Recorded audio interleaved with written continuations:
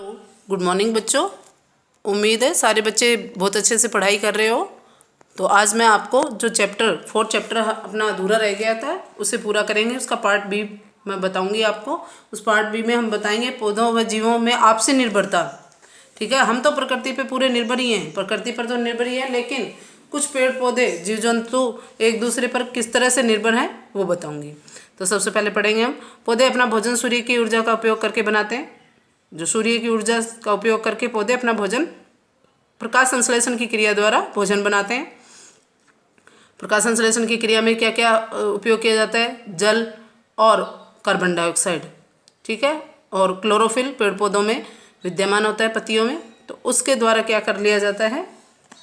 सूर्य के प्रकाश की उपस्थिति में प्रकाश संश्लेषण की क्रिया होती है और क्या बनता है? ऊर्जा निकलती है, ऊर्जा बनती है, प्लस क्या बनता है? ऑक्सीजन निकलती है, जो हमें सांस लेने के काम आती है। हम अपने भोजन का अधिकतर भाग पौधों से ही प्राप्त करते हैं। पौधों से भोजन प्राप्त करने वाले जीव शाकाहारी कहलाते हैं। दूसरे वे जीव हैं जो कीड़ों और छोटे जंतुओं को खाते हैं, जैसे छिपकली, मेंढक आदि। ये क्या कहलाते हैं? मांसाहारी कहलाते हैं। ये जीव जंतु स्वयं दूसरे बड़े मांसाहारी जंतुओं का आहार बन जाते हैं, जैसे चील, बिल्ली, लोमड़ी, शेर, चीता आदि। अब देखिए, जो पेड़ पौधों से भोजन प्राप्त करके खाते हैं वो शाकाहारी कहलाते हैं, और जो छोटे कीड़ों को खाते हैं वो जैसे छिपकली, मेंढक, ये मांसाहारी कहलाते हैं। और इनको बड़े जीव जंतु खा लेते हैं, जैसे चील, बिल्ली, लोमड़ी, शेर, चीता आदि। तो ये क्या कहलाते हैं? मांसाहारी, बड़े मांसाहारी जीव कहलाते हैं। इस प्रकार प्रकृति का यह चक्र निरंतर चलता रहता है। ये सभी पेड़ पौधों न केवल मनुष्यों के लिए बल्कि पशुओं के लिए भी महत्वपूर्ण है। प्रकृति के विभिन्न घटक पौधे एवं जीव जंतु एक दूसरे पर निर्भर कर रहते हैं। जीव जंतुओं का मलमूत्र पौधों की वृद्धि हेतु खाद के रूप में सहायक है। जीव जंतुओं का मलमूत्र, जैसे गाय, भैंस, बकरी, जो जीव है उनका जो मलमूत्र होता है वो खाद के लिए उपयोग करते हैं। आपके घरों में भी गाय, भैंस, बकरी का जो मलमूत्र होता है, गोबर होता है, वो क्या करते हैं? खेतों में ले जाकर डालते हैं ना, ताकि फसल अच्छी हो। तो वो इस तरह से एक दूसरे पर निर्भर हो गए ना। जीव तो कैसे पेड़ पौधों को अपना भोजन बनाते हैं और जीवित रहते हैं, ठीक है। उसी प्रकार जो पेड़ पौधे हैं वो जीव जंतुओं से निकले मलमूत्र के द्वारा अपनी वृद्धि करते हैं। कई जीव जंतु पेड़ पौधों की पत्तियां खाकर जीवित रहते हैं। अतः पेड़ पौधों एवं पशु पक्षी पर्यावरण के विभिन्न अंग हैं, ये एक दूसरे पर निर्भर हैं। क्या है? एक पशु पक्षी पर्यावरण के अभिन्न अंग है, दोनों अभिन्न अंग है, ये एक दूसरे पर निर्भर कर रहते हैं। इनमें हमें बहुत से लाभ हैं, इनसे हमें बहुत से लाभ प्राप्त होते हैं। जैसे पेड़ पौधों से क्या मिलता है आपको? पेड़ पौधों से हमें छाया मिलती है, ईंधन के लिए लकड़ियाँ मिलती है, गोंद मिलता है, खाने के लिए अनाज मिलता है। तो ये सभी फल फूल सभी जो चीज़ें मिलती है पेड़ पौधों से मिलती है। और हमें इन मूक पेड़ पौधों एवं पशु पक्षियों की रक्षा करनी चाहिए, जिससे हमारा पर्यावरण स्वस्थ एवं सुरक्षित हो सके। सामाजिक पर्यावरण। अब प्राकृतिक पर्यावरण के बारे में हम इतना पढ़ रहे थे। अब हमारा दूसरा जो पर्यावरण है वो सामाजिक पर्यावरण है। वे वस्तुएं जो मनुष्य द्वारा निर्मित है, जैसे मकान, सड़क, बाजार, गांव, शहर, रेल, मोटर, वायुयान आदि, ये हमारे सामाजिक पर्यावरण के भाग हैं। घर परिवार, गांव, शहर, बाजार, पंचायत, थाना, डाक खाना, विद्यालय, अस्पताल, कारखाने आदि संस्थाएं सामाजिक पर्यावरण के अंग हैं। अब देखिए आप कि मनुष्य द्वारा जो निर्मित है चीज़ें हैं, जैसे मकान, सड़क, बाजार, गांव, शहर, रेल, मोटर, वायुयान, ये सभी क्या कहलाएंगे? सामाजिक पर्यावरण के भाग हैं। और घर हो, परिवार हो, गांव हो, शहर हो, बाजार हो, पंचायत हो, थाना, डाक खाना, विद्यालय, अस्पताल, कारखाने आदि संस्थाएं सामाजिक पर्यावरण के अंग हैं, ठीक है। अब हम पढ़ेंगे इसके बारे में, आओ दोहराएं। पर्यावरण को प्राकृतिक पर्यावरण एवं सामाजिक पर्यावरण में बांटा गया है। दो भाग किए गए ना पर्यावरण के, कौन कौन से? प्राकृतिक पर्यावरण और सामाजिक पर्यावरण। वायु, नाइट्रोजन, ऑक्सीजन, कार्बन डाइऑक्साइड आदि गैसों से मिलकर बनी है। वायु का जो वायुमंडल है वो किससे मिलकर बना है? कौन कौन सी गैसें होती है उसमें? नाइट्रोजन, ऑक्सीजन, कार्बन डाइऑक्साइड और अन्य गैसें। सूर्य से हमें ऊर्जा प्राप्त होती है, जो जीवन को आधार प्रदान करती है। पेड़ पौधों की क्षतिपूर्ति के लिए सरकार ने वृक्षारोपण, वन महोत्सव, पेड़ लगाओ अभियान आदि चालू किए हैं। जीवों की संख्या कम होने अथवा लुप्त हो जाने से पर्यावरणीय असंतुलन का खतरा बढ़ता जा रहा है। सही विकल्प चाहिए। अब हम इस जो आपने चैप्टर पढ़ा है उसमें से आपको क्या समझ में आया है?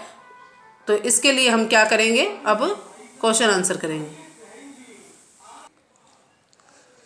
सही विकल्प चुनिए।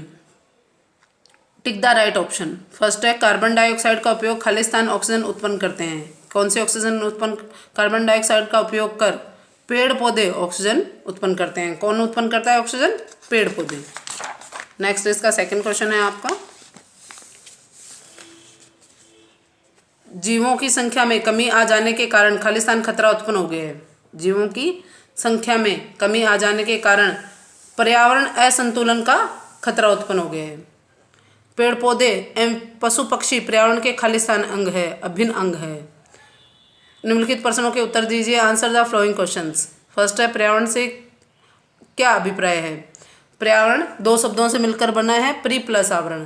प्री का मतलब है चारों ओर, और प्री आपके पर्यावरण दो शब्दों से मिलकर बना है। प्री का मतलब है आपके चारों ओर, और आवरण का अर्थ है घिरा हुआ, ठीक है। और दूसरा पर्यावरण किसे कहते हैं? हमारे चारों ओर जो कुछ भी विद्यमान है वो क्या कहलाता है? पर्यावरण कहलाता है। प्राकृतिक व सामाजिक पर्यावरण के अंतर्गत क्या क्या आता है? प्राकृतिक पर्यावरण के अंतर्गत जैविक और अजैविक घटक जैसे सूर्य का प्रकाश, नदी, नाले, तालाब, महासागर, सागर और सभी जीव जंतु, पेड़ पौधे सभी क्या आते हैं? प्राकृतिक पर्यावरण के अंतर्गत आते हैं। सामाजिक पर्यावरण के अंतर्गत जैसे सड़क, बाजार, वायुयान और रेल, और ये पंचायत घर, डाकखाना, अस्पताल, ये सामाजिक पर्यावरण के अंतर्गत आते हैं। थर्ड नंबर क्वेश्चन है आपका, पर्यावरण पर हम किस प्रकार निर्भर हैं? पर्यावरण पर हम पूर्ण रूप से निर्भर हैं। हम जीवित रहने के लिए जो ऑक्सीजन प्राप्त करते हैं वो किससे मिलती है? हमें पर्यावरण से। जो हम जीवित रहने के लिए जो ऑक्सीजन हमें मिलती है वो हम पर्यावरण से प्राप्त करते हैं। जो जल हम पीते हैं जीवित रहने के लिए वो हमें पर्यावरण से प्राप्त होता है। जो भोजन हम, जो ऊर्जा कार्य करने के लिए जो ऊर्जा की आवश्यकता होती है वो हमें भोजन द्वारा मिलती है, और वो भोजन हमें पर्यावरण द्वारा मिलता है। इस तरह हम पूर्ण रूप से पर्यावरण पर निर्भर रहते हैं। हमारे जीवन के लिए जल किस प्रकार आवश्यक है? हमारे जीवन के लिए जल अति आवश्यक है, क्योंकि जीवित रहने के लिए जल की बहुत, सभी पेड़ पौधों, जीव जंतुओं के लिए जल बहुत आवश्यक है। हम अपने विभिन्न कार्य जैसे नहाना, कपड़े धोना, सफाई करना और पेड़ पौधों में सिंचाई करना और पीने के लिए पानी का उपयोग करते हैं। वन्य जीव जंतुओं के संरक्षण के लिए हमारी सरकार ने क्या उपाय किया है? वन्य जीवों के संरक्षण के लिए हमारी सरकार ने कई कार्यक्रम चलाए हैं, जैसे वृक्षारोपण, वन महोत्सव, पेड़ लगाओ अभियान, सामाजिक वानिकी, ये सभी आदि कार्यक्रम लागू किए हैं, चालू किए हैं, चलाए हैं, जिससे क्या हो? पेड़ पौधों की संख्या में बढ़ोतरी हो। रेगिस्तान को भरिए, फिल इन द ब्लैंक्स। जीवित रहने के लिए वायु, जल तथा खालिस्तान की आवश्यकता होती है, भोजन की आवश्यकता होती है। अनेक छोटे जीव जंतु जीवों का आहार बन जाते हैं। बड़े मांसाहारी जीवों का आहार बन जाते हैं। प्रकृति जल, स्थल, वायु, पेड़ पौधों एवं खालिस्तान से मिलकर बनी है। प्रकृति जल, स्थल, वायु, पेड़ पौधों एवं खालिस्तान से मिलकर बनी है। किससे मिलकर बनी है? जीव जंतु